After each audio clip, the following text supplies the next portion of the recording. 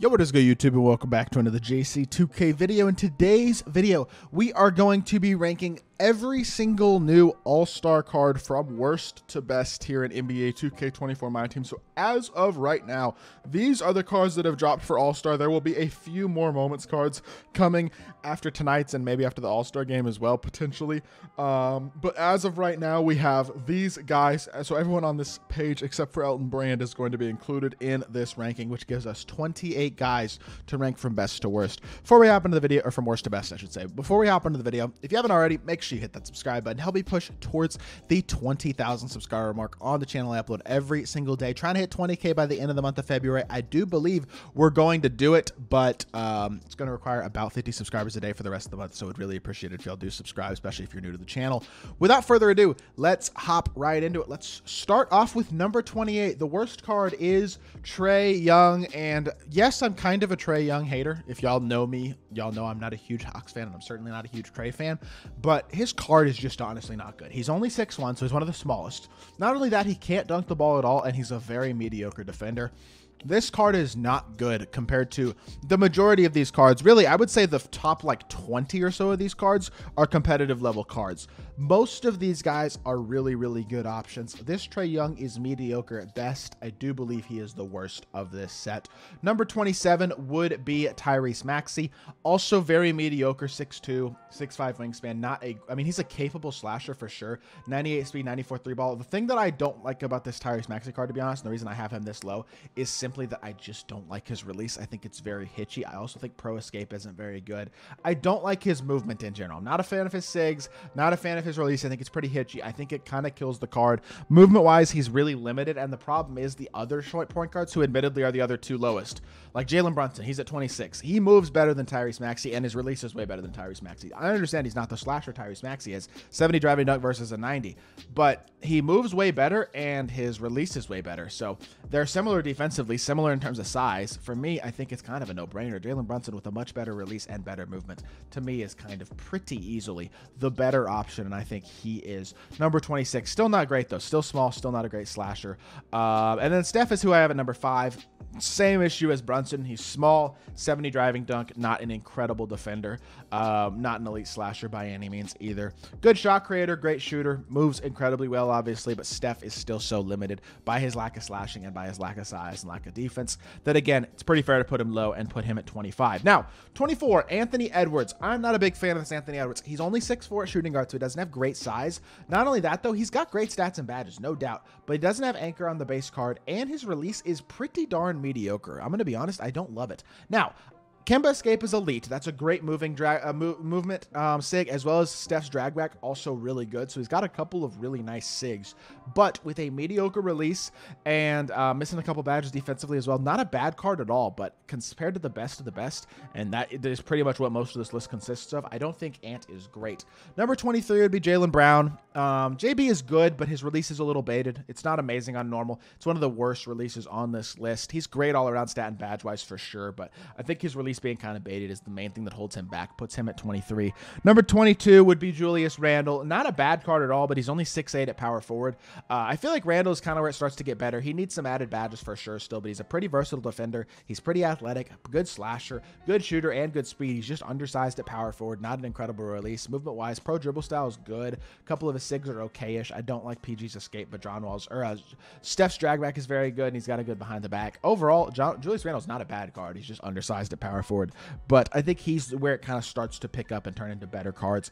Next, I would put Scotty Barnes. Scotty Barnes, wish the release was a little better, but I do think he is also a pretty darn good card. I have him at 21.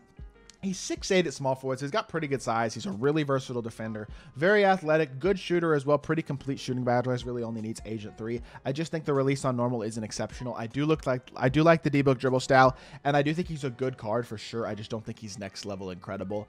Wish the release was a little bit better. It would probably be my main complaint with him, and he is at 21. Now, we cracked the top 20, and that's where they start to get really solid. Donovan Mitchell.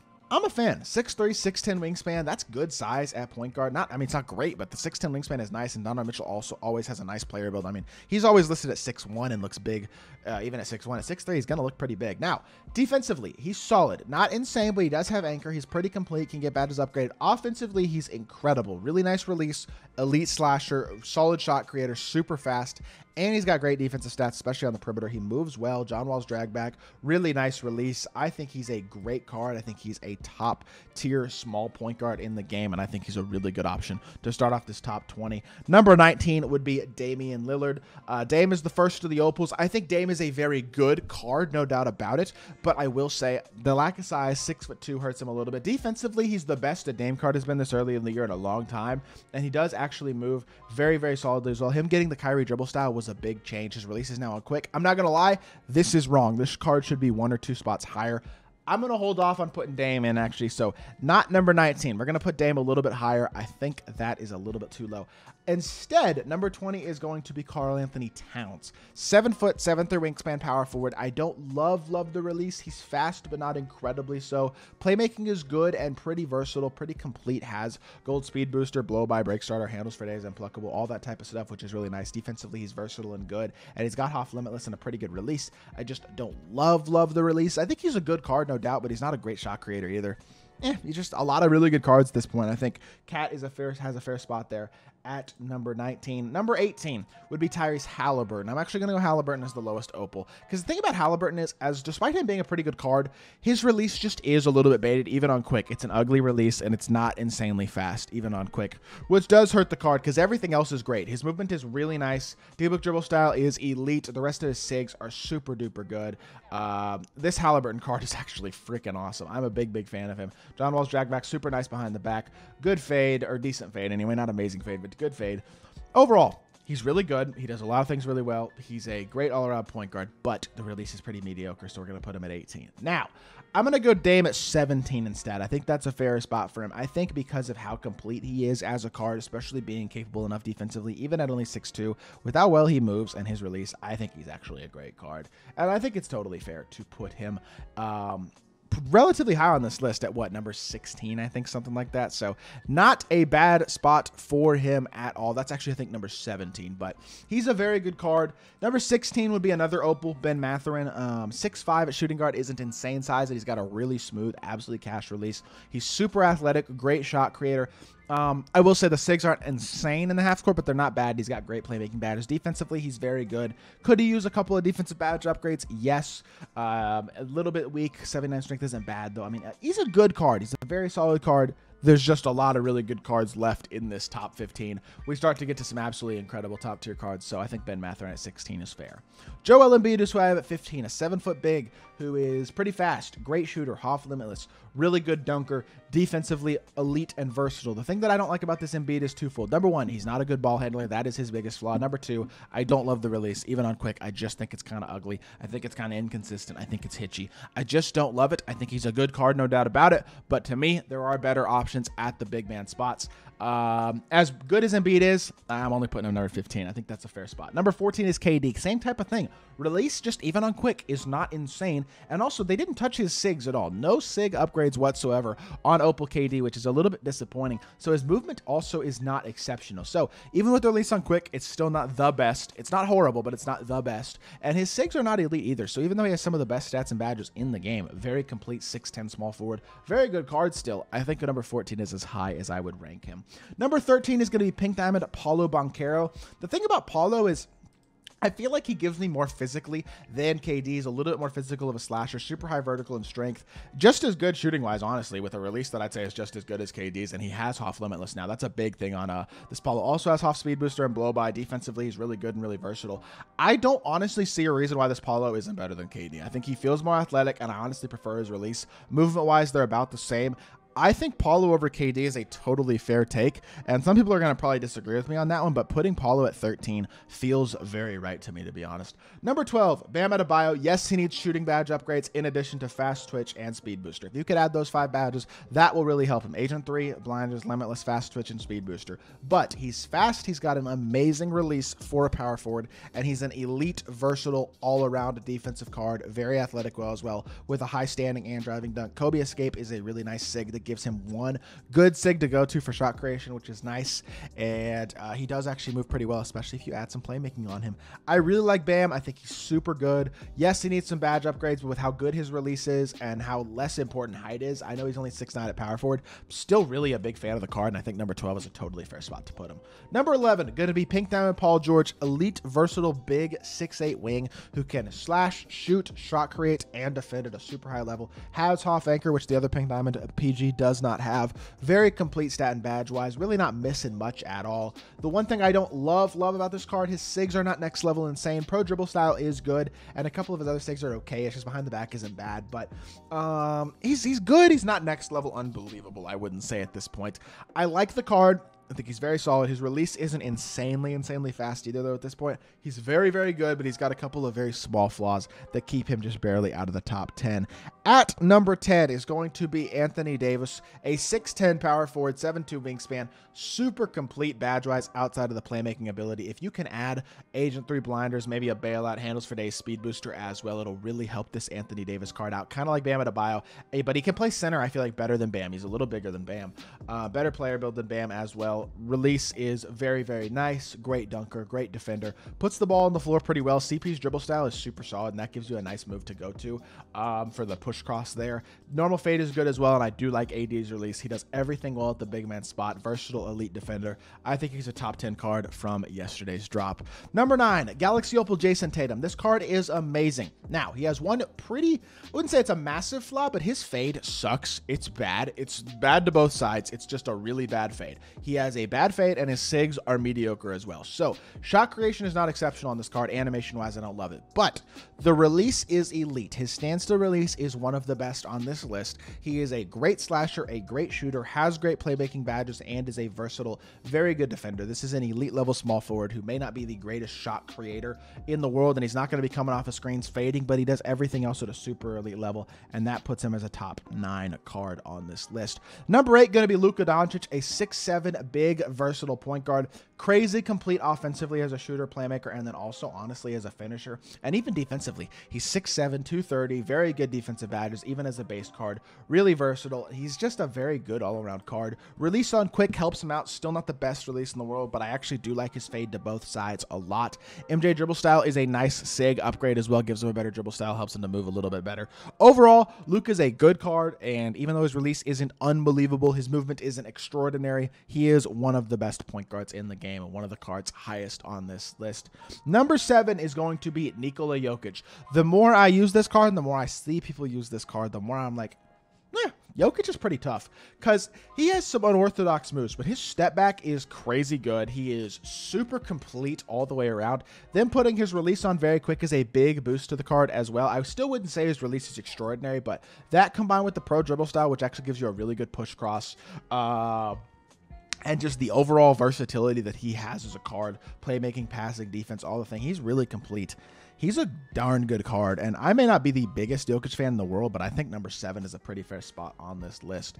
Number 6, going to be Kawhi Leonard, who I think is basically a better Paul George. I believe, personally, he's better, a little bit better defensively, a little more complete than Paul George probably. Not to mention, I think he moves a little bit better than PG, and I even probably prefer his release just slightly, although their releases are quite similar. I actually like his escape. Dame's escape is pretty good. He moves very, very solidly and just does a lot of things well. His fade is pretty good. He, I think, moves a little better than Paul George, and I think he may not be quite as good of a slasher, but I think he's a more versatile defender. They're both great. They're not that far apart, and even though I have Paul George several spots lower than Kawhi, I think they're both elite options, but to me, I give Kawhi the slight edge and put him a few spots ahead in number 6. Number 5 is going to be Devin Booker, who I think is probably the second best point guard in the game right now. 6'5", 95 speed, 96 3 ball, and 85 driving dunk. The biggest difference between this card and his diamond, though, the thing that makes him so much better, is number one, he's a much more complete slasher. He's got Bulldozer, Fast Twitch, Precision Dunker, Posterizer, all on gold, and they can all be upgraded as well. He didn't have any of those badges on his diamond. Not only that, defensively, he's far more complete, far better, and again, can get all of his badges upgraded, which allows you to really soup him up and make him as complete as you want at the point guard spot. On the defensive end of the court as well, you can add the Hall of Fame clamps, Hall of Fame challenger, Hall of Fame glove, Hall of Fame interceptor, whatever Hall of Fame badges that you want to add on to Devin Booker, you can add, and it will put him as just a really high level, versatile card who can actually defend at a super high level as well, and is not just limited to being one of the best shot creating, scoring cards in the game, but as an overall elite defensive card in my team. That, I think, is the value you can now get out of this Devin Booker that you previously just probably were not going to get out of D-Book as an overall card. I think he's an elite level option. I think he's a really capable defender as well. And obviously, offensively, his animations are still incredible. We know how good D-Book is on the offensive end of the court. That's a top 5 card.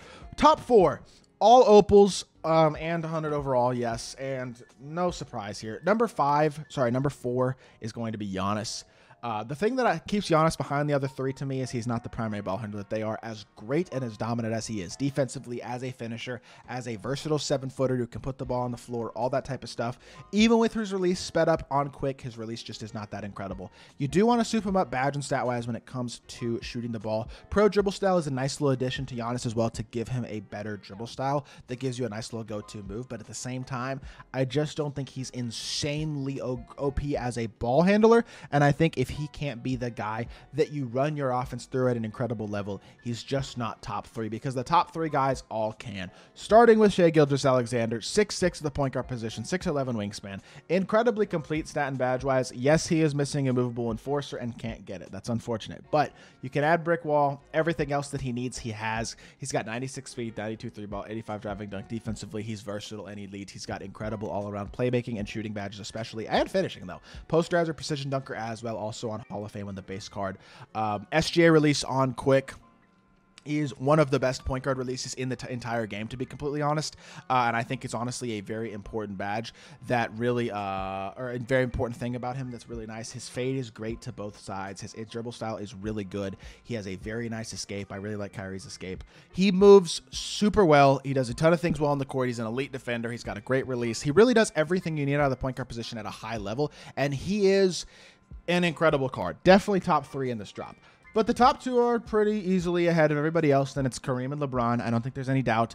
And there's no doubt in what order they are either. As great as LeBron is, he is number 2. Now, what makes this LeBron card the best is, yes, he has pretty much the best stats and badges of any card. He's the most complete pretty much of any card. He's not missing anything important really, even as a base card. And the few badges he is missing, you can add if you'd like. Claymore, Slippery, Off-Ball, Spot Finder. Go ahead and add those. Not only that, though, they sped up his release to very quick. They changed his fade to one of the best in the game, Pro 2. And he now has Kobe dribble style, a very good dribble style. Although his dribble style I didn't mind either. I would have been fine with him still having that. He now has Trey escape, which is the best escape in the game, at least arguably a very good behind the back, and John Wall's drag back. So he has elite movement, a release on very quick, and a massively improved fade. He was the card that got the most benefited by SIG and animation changes of any of the actual All-Star cards that came out. He is extraordinary, and he's basically a legitimate in-game card in February. But the only actual in-game card that dropped in February is this Kareem Abdul-Jabbar. 98 speed, 96 3-ball. Basically everything else on 99, literally basically close to 99 everything, and pretty close to Hall of Fame everything as well. The only important badge he's missing is Agent 3, which you should add. You can upgrade everything he doesn't have on Hall of Fame. And he has his release on very quick, normal fade, MJ dribble style, Kobe escape, Jamal Murray's behind the back, and John Wall's drag back. He has guard SIGs, some of the best SIGs in the game, as a 7'2" big with 99 everything. This is one of the most overpowered cards in the history of my team, if not the most overpowered compared to how good he is compared to every other card in the game. I hope I never play this card. I think he is ridiculous and a bit unfair. And that is pretty much all I have to say about that. Kareem Abdul-Jabbar, ridiculous. I hope to never play against that card, though. He is completely unfair, and he is, yes, the best of all of them. Overall, that is going to do it for this video. I know it's a little bit longer than normal, but I hope you all did enjoy, and I hope it helps you all in terms of which cards to pick up for your team, and I hope you all did enjoy the video. If you did, make sure you hit that like button, leave a comment, and subscribe. I'll be back with more 2K content very, very soon, and I appreciate y'all. Peace.